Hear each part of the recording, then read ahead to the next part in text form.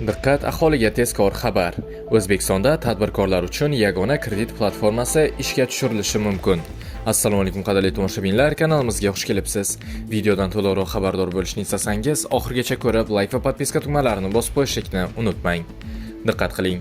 Shavkat Mirziyoyev kichik va o'rta biznesni moliyaviy qo'llab-quvvatlashni kengaytirish hamda moliyaviy xizmatlar ommabopligini oshirishga oid takliflar taqdimoti bilan tanishdi. Taqdimotda qayd etilishicha, bugungi kunda kichik va o'rta biznesga ajratiladigan kreditlar portfeli 218 trillion so'mni tashkil etadi. Bu yalpi ichki mahsulotning 12% ga teng. Shu bilan birga tadbirkorlar uchun onlayn tarzda garovsiz mikrokredit olish jarayoni hali ham murakkab va uzoq davom etayotgani ta'kidlandi. Xususan, ta'minotsiz onlayn mikrokredit ajratish o'rtacha 7 kungacha vaqt olayotgani, tadbirkorlar esa bir necha vaqt bank takliflarini bir joyda ko'rib, o'ziga qulay shartlarni tanlash imkoniyatiga ega emasligi qayd etildi. Shu munosabat bilan tadbirkorlar uchun yagona raqamli moliyaviy platformasi ishga tushirish taklifi qilindi.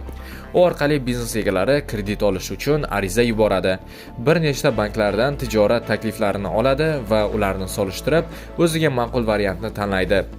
Ma'lum qilinishicha, platforma elektron hukumat tizimidagi ma'lumotlar bazalari bilan integratsiya qilinadi.